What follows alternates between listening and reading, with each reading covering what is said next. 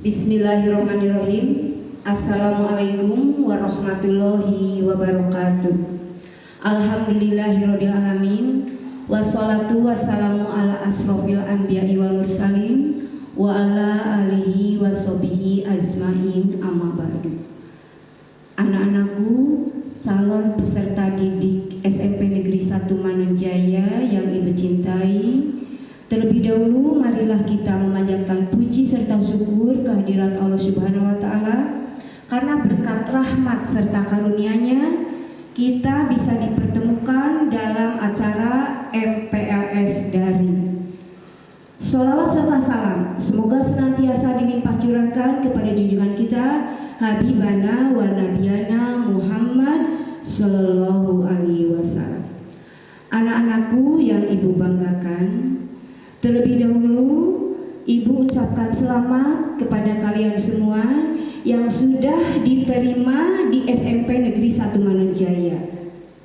Karena tidak semua pendaftar ke SMP Negeri 1 Manunjaya bisa diterima. Yang sudah diterima adalah anak-anak yang sudah betul-betul memenuhi kriteria pada saat seleksi. Jadi sekali lagi selamat kepada kalian semua. Selamat bergabung dengan SMP Negeri 1 Manunjaya. Mudah-mudahan kalian betah belajar di SMP Negeri 1 Manunjaya dan bisa menggapai cita-cita dengan melalui pendidikan yang ada di SMP Negeri 1 Manunjaya. Anak-anakku sekalian, sekarang kita sedang melaksanakan MPLS, masa pengenalan lingkungan sekolah. Jadi sebelum kalian resmi menjadi peserta didik SMP Negeri 1 Manunjaya, kalian harus mengikuti dulu MPLS. Jadi kalian sekarang baru calon ya. Nah, setelah mengikuti MPLS dari tanggal 19 sampai dengan tanggal 24 nanti, barulah kalian resmi menjadi siswa atau peserta didik SMP Negeri 1 Manunjaya. Nah, anak-anakku sekalian, sebelumnya perkenalkan diri dulu Ibu ya. Nah, sekarang Ibu akan menyampaikan materi tentang perkenalan kurikulum. Karena Ibu kebetulan pada tahun ini di sekolah dipercaya sebagai wakil kepala sekolah bagian kurikulum atau Wakasek akademik. Ada juga yang menyebut Wakasek akademik. Perkenalkan, nama Ibu Teti Heriati, dan kalau seharian Ibu mengajar bahasa Indonesia. Nah, jadi sekarang Ibu akan menyampaikan materi tentang kurikulum. Nah, namun sebelum ke materi kurikulum, Ibu akan menyampaikan dulu visi sekolah. Ini perlu Ibu sampaikan kepada kalian semua supaya kalian tahu belajar di SMP Negeri 1 Manunjaya itu mau seperti apa? Mau diapakan oleh SMP Negeri 1 Manunjaya? Mau dibawa kemana kalian oleh kami? Nah, jadi perlu Ibu sampaikan dulu visi sekolah ya. Jadi visi SMP Negeri 1 Manunjaya adalah terwujudnya peserta didik yang unggul dalam prestasi, terampil, berakhlakul karimah berdasarkan iman dan takwa. Nah, seperti itu visi SMP Negeri 1 Manunjaya. Jadi kalian belajar di SMP Negeri 1 Manunjaya itu akan kami didik, akan kami bina supaya memiliki prestasi baik dalam bidang akademik, dalam bidang pelajaran maupun non akademik seperti dalam olahraga, dalam bidang seni, dan dalam bidang-bidang yang lainnya. Kemudian akan kami arahkan supaya kalian terampil ya, baik keterampilan dalam bidang yang bisa kalian manfaatkan dalam kehidupan sehari-hari di rumah maupun di masyarakat dalam bentuk pelajaran prakarya misalnya, TIK, dan lain sebagainya. Kemudian kami juga tidak hanya mendidik kalian supaya berprestasi dalam bidang pengetahuan atau keterampilan saja, tapi kami mendidik kalian supaya menjadi insan-insan yang bertakwa, insan-insan yang memiliki akhlak yang mulia. Ya, ini itu visi sekolah kami. Jadi kalian tidak salah memilih SMP Negeri 1 Manunjaya sebagai sekolah. Insya Allah kalian akan kami bina, akan kami didik untuk menjadi insan-insan yang berprestasi, ya, yang terampil dan berakhlak mulia. Nah, itu visi SMP Negeri 1 Manunjaya. Nah, baik, sekarang Ibu sebagai wakil kepala sekolah bagian akademik atau bagian kurikulum akan memaparkan tentang kurikulum. Mungkin ada yang pernah ya mendengar kata kurikulum. Nah, mengapa kurikulum harus Ibu sampaikan dulu di awal-awal kalian masuk ke sekolah? Karena nanti ini kurikulum ini yang akan menjadi landasan tentang semua program kegiatan yang akan kalian laksanakan. Jadi kalian harus betul-betul mengenal dulu apa itu kurikulum, ya. Nah, kurikulum itu berasal dari kata kurere yang artinya adalah jarak yang harus ditempuh atau start finish dalam sebuah balapan kuda, ya. Itu pengertian yang diambil dari bahasa Yunani, ya. Nah, sekarang berkembang apa yang disebut dengan kurikulum, gitu ya. Ini harus kalian pahami betul-betul ya kurikulum ini. Kurikulum itu adalah seperangkat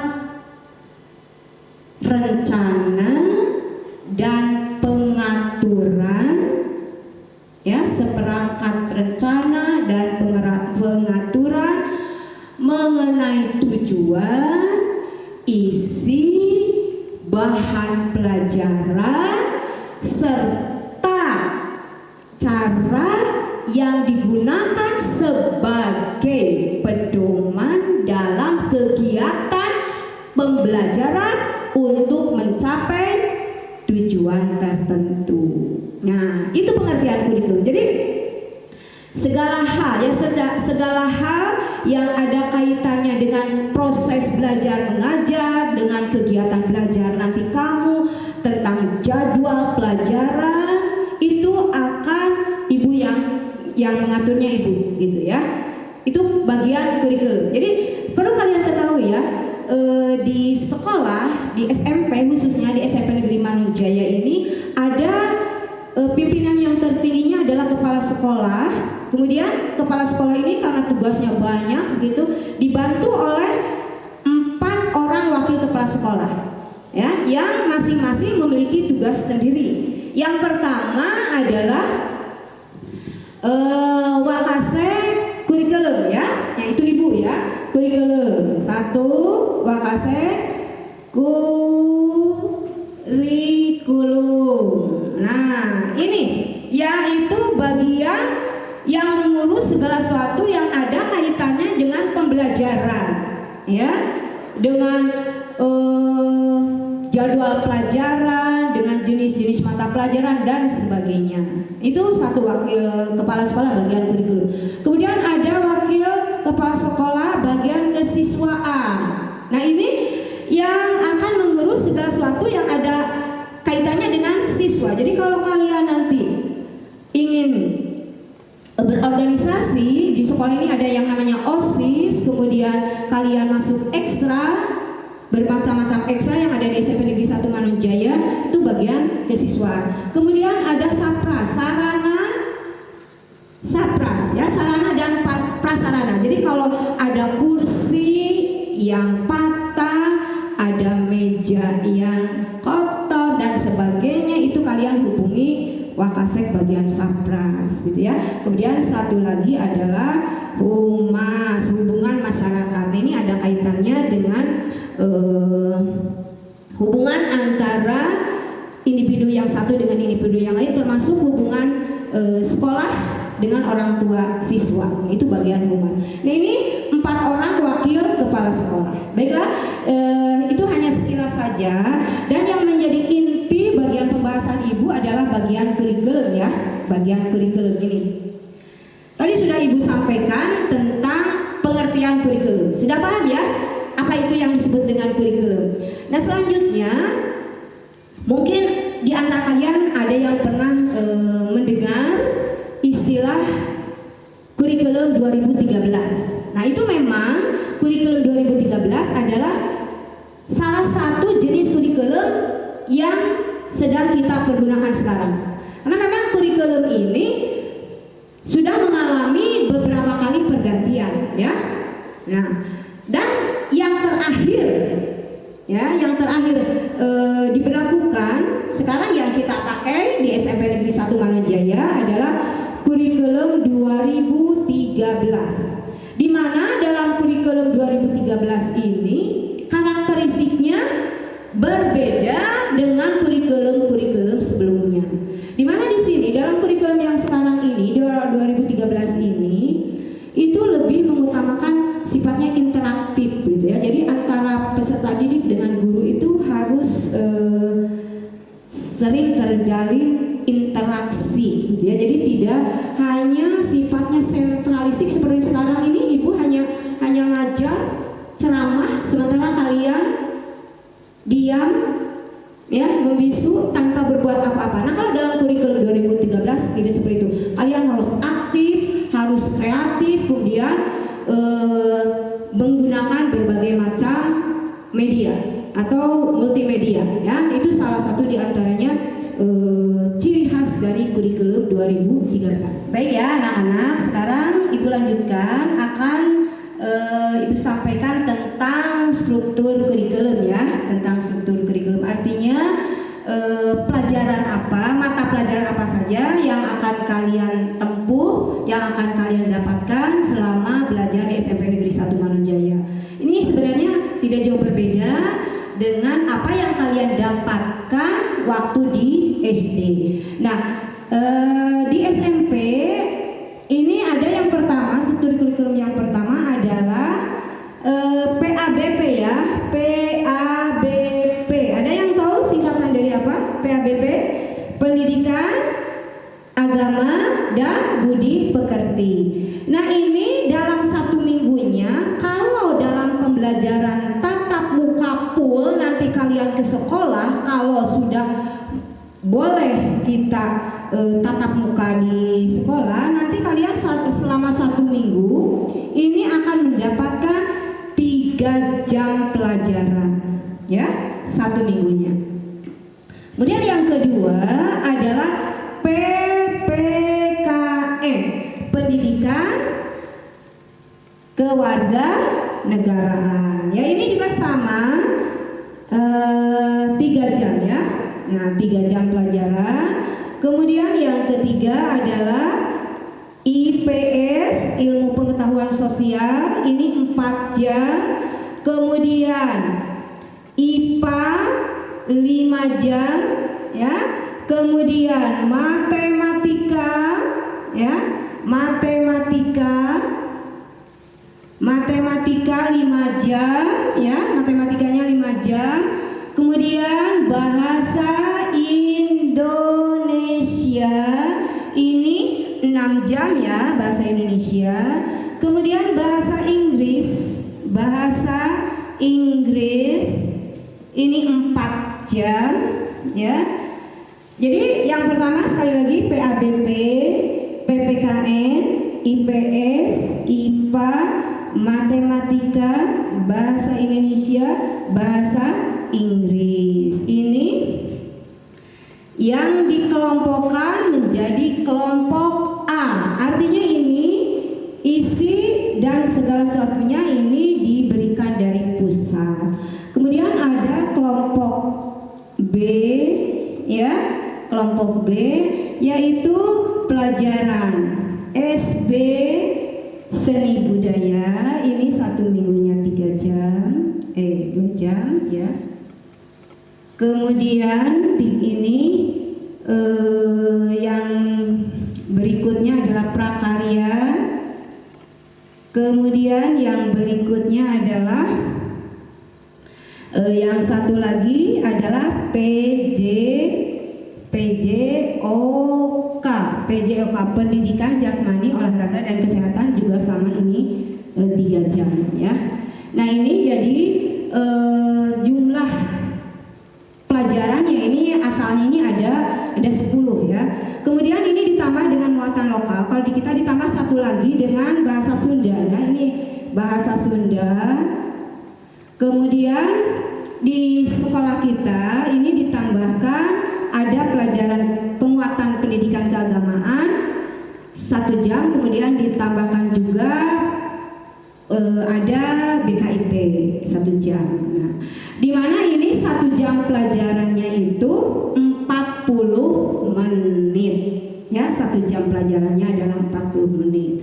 Nah, seperti itu anak-anak, jenis-jenis mata pelajaran yang akan kalian tempuh selama belajar di SMP Negeri 1 Manunjaya. Jadi pada prinsipnya sama saja ketika sedang belajar di sekolah dasar. Hanya mungkin nanti ada perbedaannya. Kalau di SMP itu 1 mata pelajaran dipegang oleh 1 guru. Kadang-kadang kalau di SD masih sistem guru kelas, 1 guru memegang beberapa mata pelajaran. Kalau di sini di SMP 1 mata pelajaran dipegang oleh seorang guru. Seperti itu ya.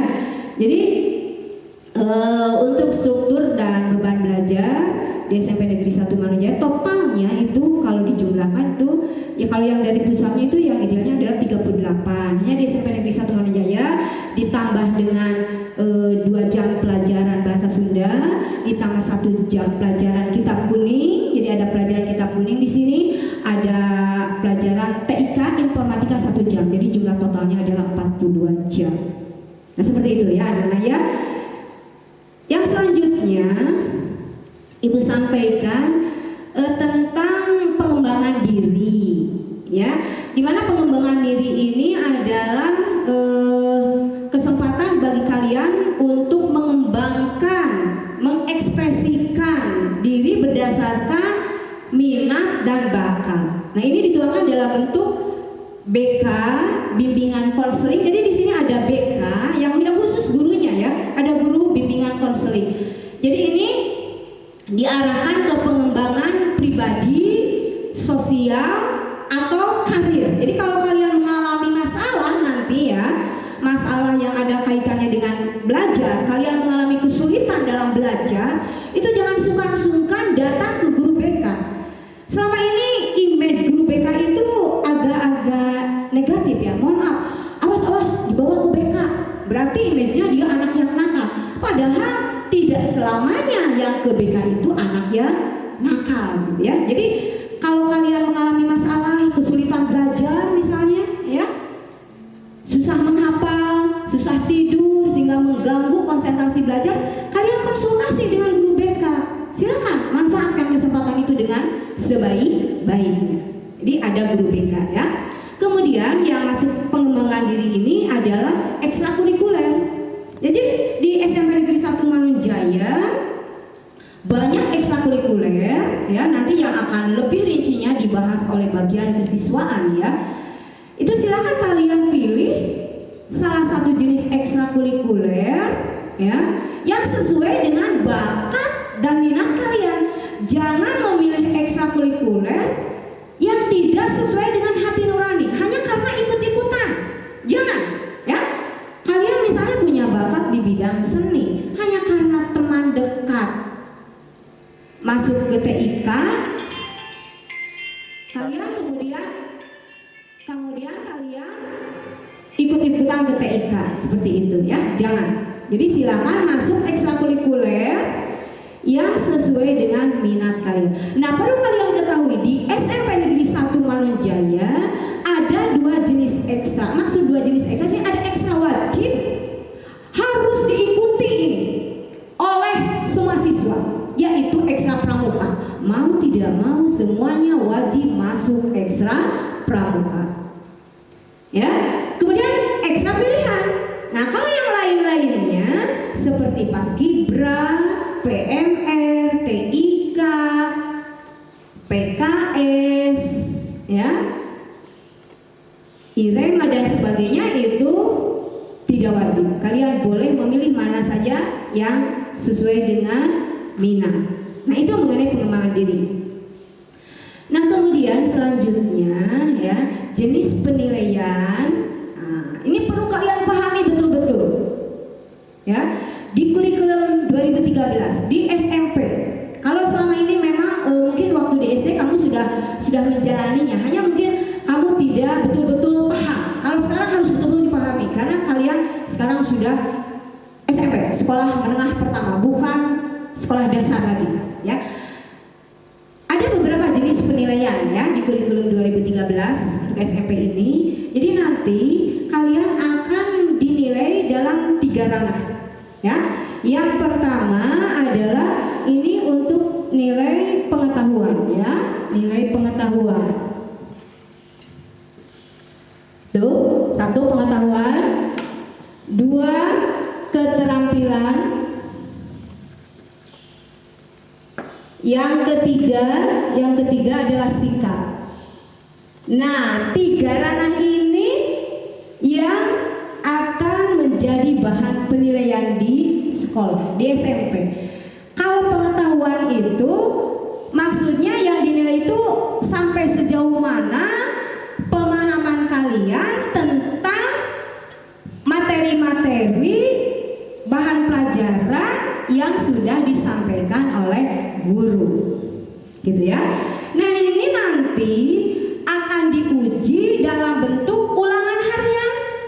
Jadi nanti kalian oleh guru mapel akan diajak untuk mengikuti beberapa tes. Yang pertama ulangan harian, artinya setelah beberapa KD kompetensi dasar, misalnya 2 KD atau 1 KD, ulangan. Kalian akan diuji dalam bentuk soal secara tertulis atau secara lisan. Itu akan menguji pengetahuan kalian, kemampuan kalian terhadap pemahaman materi pelajaran, ya. Nah, kemudian pengetahuan ini selain ulangan harian juga akan dites dalam bentuk PTS ya. Jadi ini ada ulangan harian ya, ada ulangan harian nanti, ada PTS, ada penilaian tengah semester. Di tengah-tengah semester kamu akan dites nanti ya, sampai tengah semester ada berapa kompetensi dasar yang sudah selesai disampaikan oleh guru.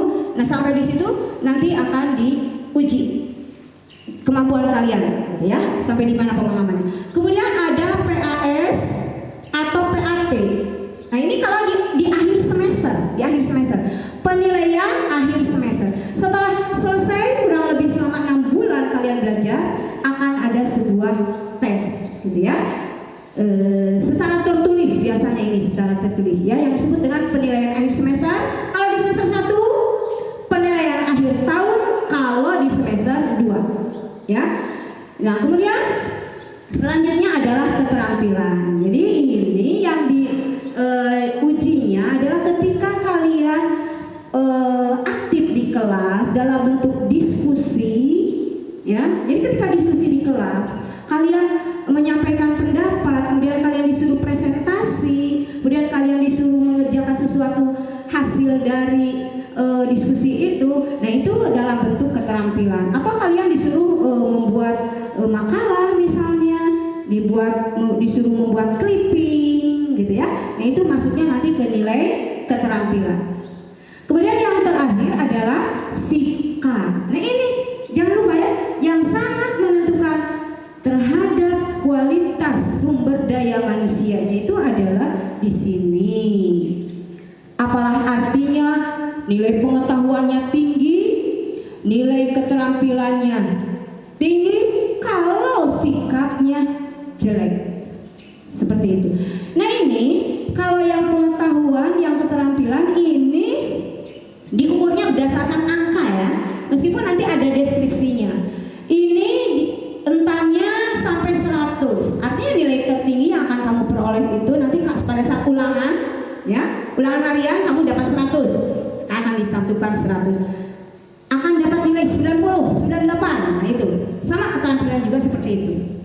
Kalau sikap ini dinilainya dalam bentuk A, B, C, D. sangat bagus, baik. Kalau B baik, C cukup, D kurang. Gitu ya. Nah, sikap ini ada dua yang dinilai. Ada sikap spiritual, ada sikap sosial.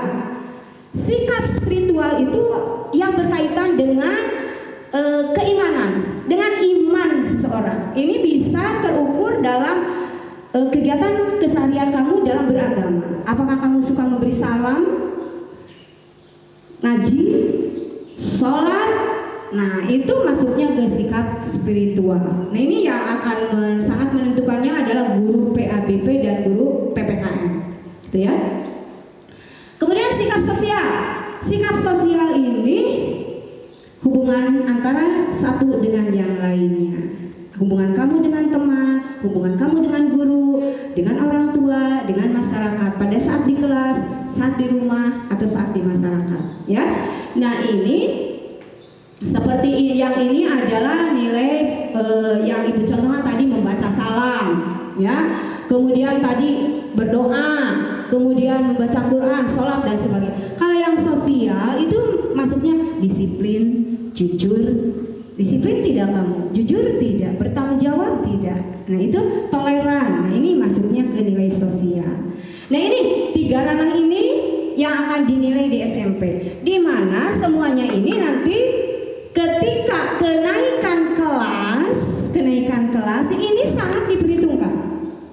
Di akhir semester 2 nanti, ya, kamu akan mengalami proses penilaian akhir tahun di mana semuanya akan sangat menentukan apakah kamu tinggal kelas atau bisa melanjutkan ke jenjang yang lebih tinggi dari kelas 7 ke kelas 8. Nah, gitu ya. Ini dilihat dari 3 ranah ini. Baik, Ibu akan sampaikan kriteria kenaikan kelas. Kriteria kenaikan kelas artinya kamu boleh melanjutkan ke jenjang yang lebih tinggi dari kelas 7 ke kelas 8 kalau memenuhi kriteria.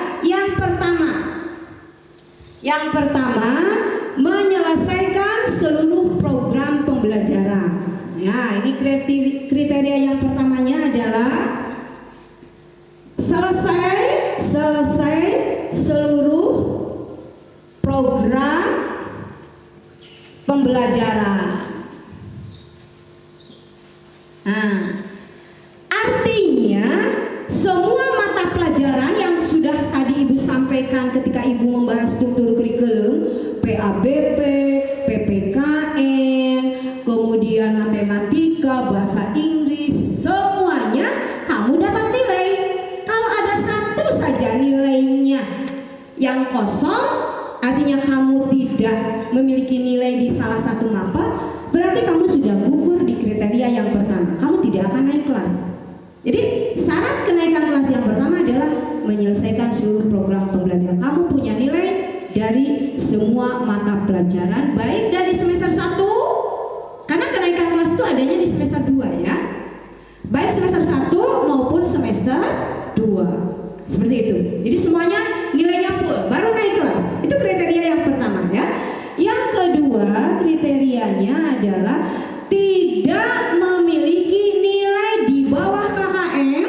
Jadi nilai di bawah KKM, nah, tidak lebih dari dua mata pelajaran. Ya, tidak boleh memiliki lebih dari 2 mata pelajaran. Artinya begini, apa itu KKM? Nah, baik Ibu akan sampaikan dulu KKM. Kriteria ketuntasan minimal. Jadi KKM itu singkatan dari kriteria ketuntasan minimal, atau ada juga yang menyebut KBM ya, ketuntasan belajar minimal ya.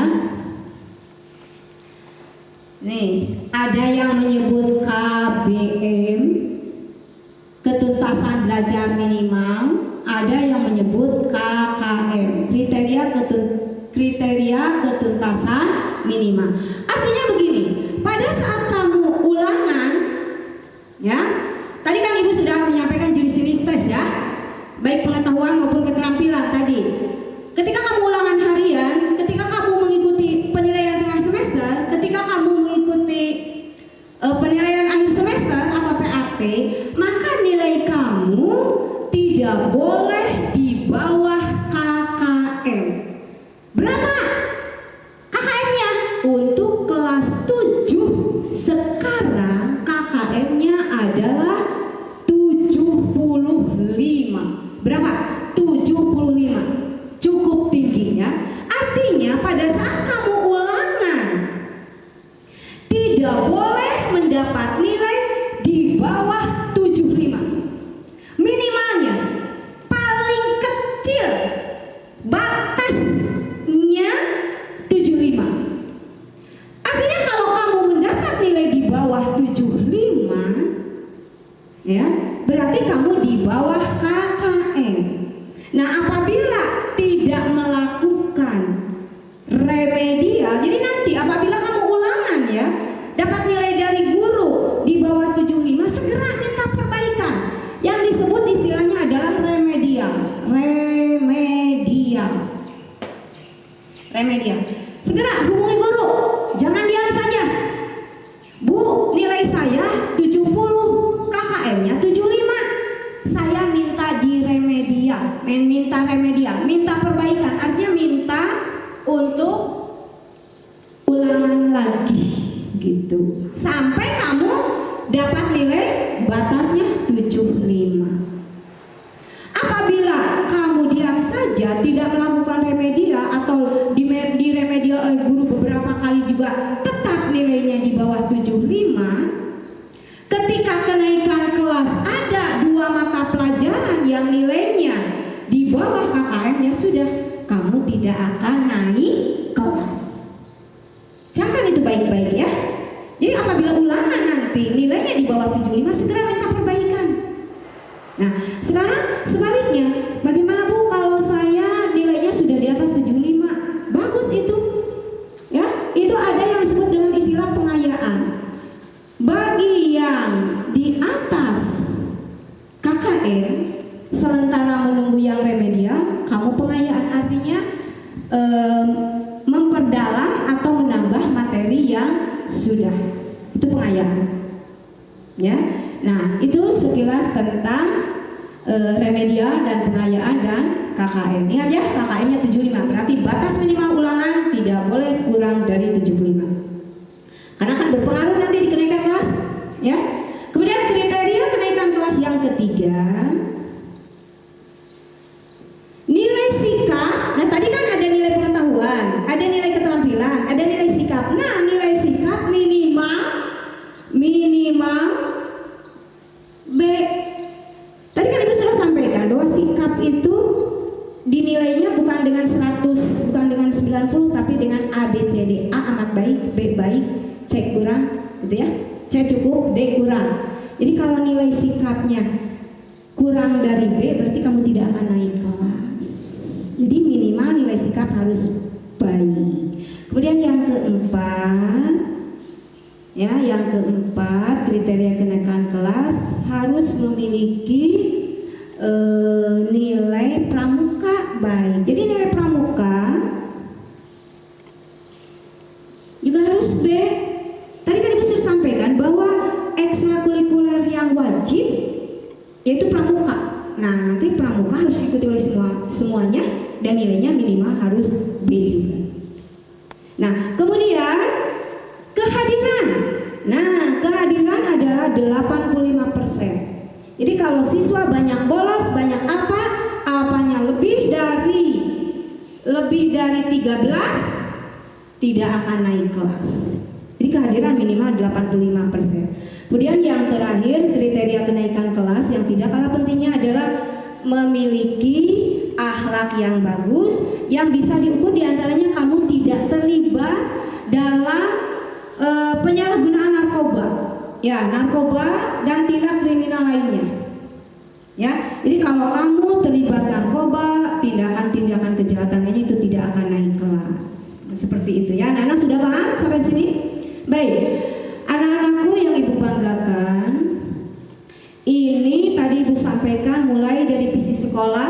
ya, pengertian kurikulum, jenis kurikulum dan sebagainya sampai kriteria kenaikan kelas. Ini idealnya yang tadi instruktur kurikulum 6 jam untuk bahasa Indonesia, matematika 5 jam, itu kalau tatap muka normal. Nah sekarang seperti kita maklumi ya, bahwa sekarang kita sedang mengalami pandemi dengan adanya wabah COVID-19, sekolah belum boleh dibuka.